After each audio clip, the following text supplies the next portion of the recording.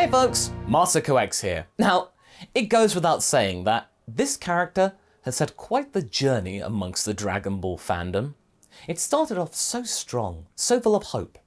Then it took a very major turn for the worse, remaining the same for decades, the dub making it even worse, and then recently has started to recover somewhat in the eyes of the community. Today, we are going to be talking about the daughter of Gohan and Videl, Pan, the quarter Saiyan, who is very much whole. Now, why are we talking about her right now exactly, Masako? Well, I felt it would only be fitting that now we're getting so close to Superhero's release, and we've had musings about last couple of main characters, I felt like a few weeks before we get the actual movie, and with this final character, who I think is going to be a main presence within said movie, we should talk about her. And curiously enough, this character has been really mistreated by some of the previous Dragon Ball media examples. As you could probably tell from our opening gambit, Pan has had a very much trying time of it in trying to figure out what kind of character she was destined to be. Today's discussion will talk about what we think she will ultimately become, and why we reckon that her personality and placement within this movie, and what's to come, will help steer Dragon Ball into its next phase of existence.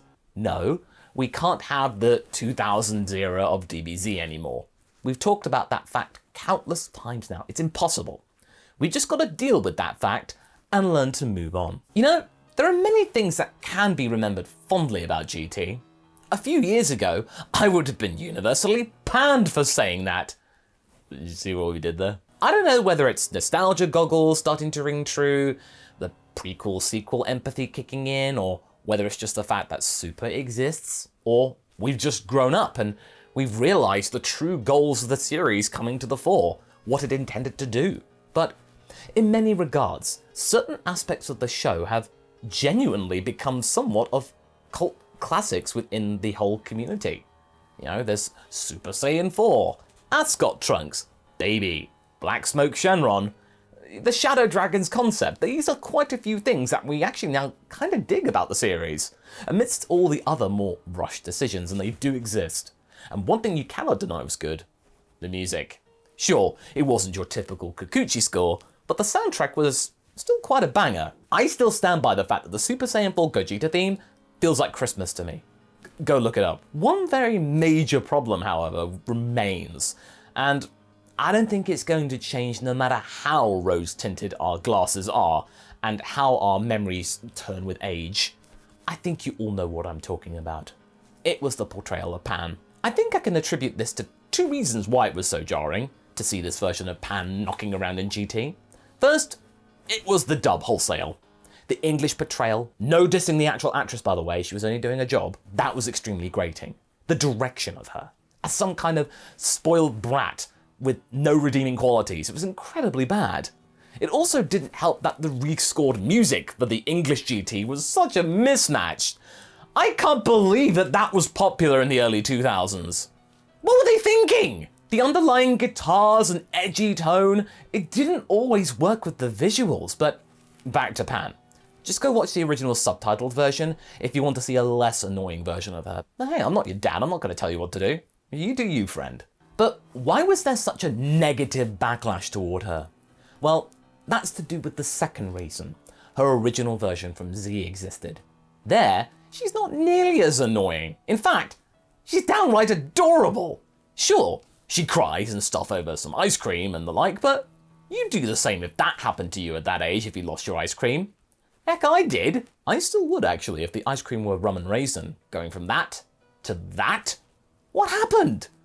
I don't think anyone would wish that upon any character, especially after parting ways like that at the end of Z, with so much hope and optimism. And you gotta remember here, that the end of Z went straight into GT, so within 2 weeks. So what's the deal?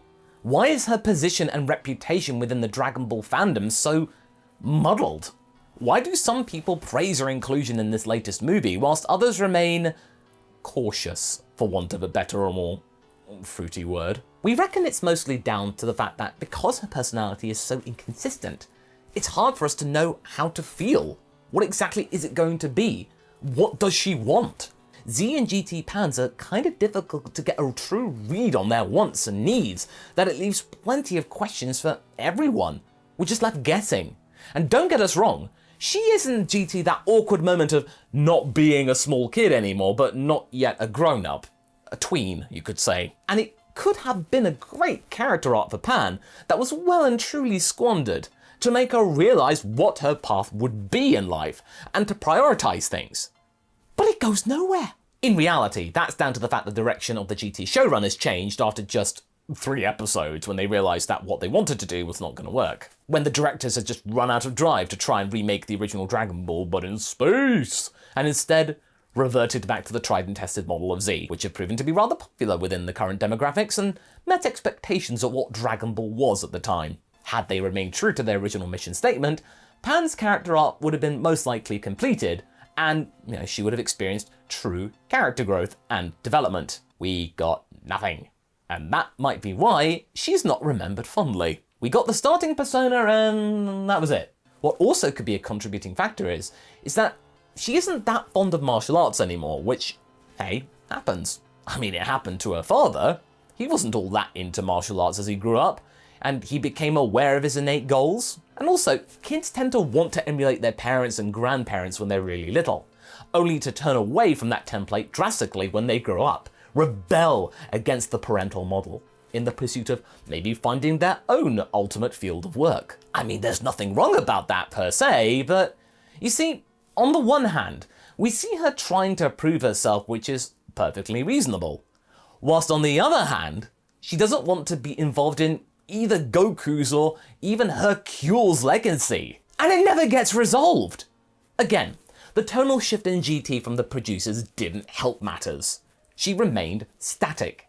And that's the worst thing that could happen to any character in any series which trailblazed the idea of characters growing up. When Goku aged up right before the 23rd World Martial Arts Tournament, the editors really didn't like that. Toriyama had to fight tooth and nail to get that to work, and that proved successful. Toriyama really pushed the boat out. But no, Pan instead becomes yet another accessory character for her grandpa Goku, being often put in peril just for her grandpa to come in and save her. Instead of her being a tough gal, she ends up being the damsel in distress, which is so not in her character model, having no confidence in her abilities. Then what does she get out of all of this? She gets Goku's clothes, and then bam! She's great-great-grandmother. And she gave said clothes to Goku Jr., who then gets Super Saiyan, where she didn't. No, I'm not gonna spend 5 minutes talking about the whole, Super Saiyan and women thing Toriyama had back in the day. That's been rectified now. But do you see what the problem is with Pan? Really? She has become an accessory for another Goku! She couldn't even have her own thing in her dotage, or in between! And yes, her childhood tantrums in GT did not exactly help in making her likable, but they could have worked to some degree if they were connected to any character growth or changes to her personality going forward, like, she was a bit of a spoiled brat, but now she's not anymore. But no, they exist in perpetuity as simple wobblies. Also, her initial resentment towards Goku, which is easier to express when he is turned into a kid, is hardly even explored. And true, he did kind of abandon her at the end of Z, but he did explain he would come back one day, and she was okay with it then. Obviously, we have speculated many times on this channel already as to why, on many occasions, that Goku's intentions actually might have been less selfish than we had previously thought, thanks to, obviously, the manga's recent additions. But it never goes anywhere still! Their differences have not been rectified. Goku never apologizes truthfully for leaving her for so long in the lurch. And yeah, they do have a strong bond, and yes, she becomes the main catalyst of bringing Goku back from the brink whilst he was in his Golden Uzaru form, and thusly he could get to Super Saiyan 4. But you then realize that all these things revolve around Goku, not Pan! And whilst I did promise not to go on about female Super Saiyans, she was snubbed of becoming the first female Super Saiyan in the franchise, back in 1996, when all the signs pointed to her easily attaining it. There's nothing wrong with Kale and Khalifa getting them, but Pan should have been the first one, end of. I promise. But it's not all doom and gloom though, since we now have a different third Pan to talk about. That's why we're kind of happy how over the top the creative team have gone with Baby Pan in Dragon Ball Super.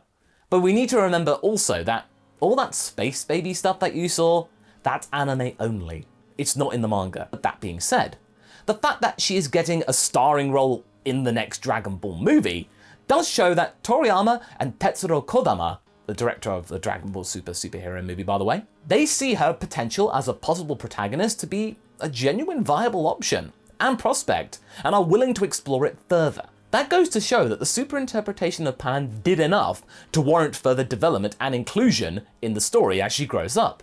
Pan actually has a chance to continue Gohan's legacy of being a relatable character in the eyes of the young audience. And if you're wondering what we're talking about here, do check out our recent discussion as to why Gohan, we think, is the ultimate millennial. And Pan here could be the ultimate Gen Alphan. When she grows up a little bit, she can still be unsure of what she wants from life, like she was in GT. But make this a feature of her core persona, instead of it being an unfortunate side effect from your lack of ideas of where to go with the character after introducing them. Yeah, have a plan from the very start? Gohan might have been stuck in a character arc loop for many years, with Piccolo having completed his a long time ago himself, but Pan has had no character arc. Nope, Ender Z didn't have one either. There, she was mainly just fan service and existed to show Gohan and Videl had a kid and that she was growing up to become a fighter too. I mean, of course it was absolutely cute, but also galling after what we then saw in GT, if you remember at the time, just weeks later. Because you see, she is the next natural successor of her grandpa. You see, to me, when we saw her in the end of Z, her personality felt a bit like a mix of her father and her grandpa. A blend of Goku's passion for training and Gohan's steady head and empathy. And of course his temper when things didn't go her way. But we didn't have much time to explore it properly before we got the grumpy tween, which led nowhere. Granted, she might not want to follow this path for much longer, but dealing with such a legacy can be a piece of a rather fantastic story. You see, there is precedent to which Haverock has great knowledge about here. There is a story that he tells me about. Yeah, in the now non-canonical Star Wars Legends continuity called Star Wars Legacy, which takes place over 120 years after the Return of the Jedi, by the way, which tells the story of Cade Skywalker, Luke's descendant. At the time of the story's release, everyone was kind of joking about how edgy the story had become, because Cade was a bounty hunter, smuggler, and a pirate who, due to his past experiences, had decided to leave his great ancestors' legacy behind. I hate you, essentially. Strike it out on his own, and not rely on his name to get by. Actually, doesn't really seem all that edgy nowadays, does it? At some point though, Cade is forced to stop a great evil which is befalling the galaxy, and he reluctantly helps out. But he does find peace with himself in the process, but still doesn't go on to becoming a Jedi. He just feels better about his lot in life, happier than he was. You can have a similar thing happening with Pan perhaps. If she doesn't want to become another Goku, that's fine. But that doesn't mean that she should stand around like a, I'm sorry Krillin, Tenshinhan, human character waiting for Goku without contributing a thing. She can still help. Think of the legacy that she has going for her, especially with all that S-Cell stuff floating around in the lore books, for better or worse. We know now that technically Pan and Bulla have the greatest potential of all the Saiyan-born hybrids going. Why not explore that properly in the main timeline? Hopefully the movie knows how to get her going on that interesting path for her future. Her bond with Piccolo might be a fun venture to explore as well, as in GT it was almost non-existent, despite Gohan and Piccolo having a close bond themselves. There was a lot of stuff to like about the Piccolo in GT, but it's kind of crazy how little interaction those two had in that series. I'm sorry, I can't get over it now upon further scrutiny. It is in a way similar to Gohan's situation in that series. I mean, geez, we're really starting to sound like we're standing over figuratively these characters with a stick and are just poking them to go like, hey, do something! Don't get us wrong, it's great that Piccolo, Gohan and Pan are getting their time to shine now. We're just worried that at the end of the day, Goku's just gonna come in and take over the story, which is such a common problem these days in the modern Dragon Ball, that it's actually started to get really frustrating. It's rather clear to us that Super Pan is being taken a different direction from the GT Pan, as her interest in fighting seems to be now a core characteristic of hers. And yes, she is still very young, but the way she seems to be portrayed seems to show that she might be more formidable than her tween self from GT. And that's good. It's not like Pan's lacking of becoming a potential member of a supporting cast in the future, if she were to take the reins. You got Buller, Oob, Marin, 17's kids maybe, and maybe even Goten and Trunks in a mentor-like capacity. Those characters can all be the future of Dragon Ball, not just Pan. Just, don't make them accessories for Goku. Again, some people say that Dragon Ball has lived past its potential and it should just end gracefully, or in some circles, just end. And that would be a fair point. Except, there are still so many unexplored ventures to discover, and so many underused characters that I feel that the problem is not that the franchise has milked everything that it could, but instead it started to exhaust us with the same thing over and over again. That's why, despite all its faults, the Granola Saga, at least initially, was a breath of fresh air, due to introducing its own protagonist. Same with the Broly movie, really. How Pan was portrayed in the past is very symptomatic of the franchise's unwillingness to move past Goku. You don't need to cut him out entirely. You can still have him and Vegeta doing stuff in their own high-end ways, but if you slowly but surely start to give the likes of Pan her own adventures, like in Superhero, I feel the audience will fall in love with this character. And if you do these things correctly, who knows? Maybe in 10 or so years' time, we'll be joking about that old Pan's grandfather series, which honestly I would wish Pan to have. Good for her, if she finally finds her character arc and path to follow. But what do you folks think? Maybe you can have a laugh and look at my old discussion about why Pan here is the legendary Super Saiyan. Either way, I shall see you in the next video.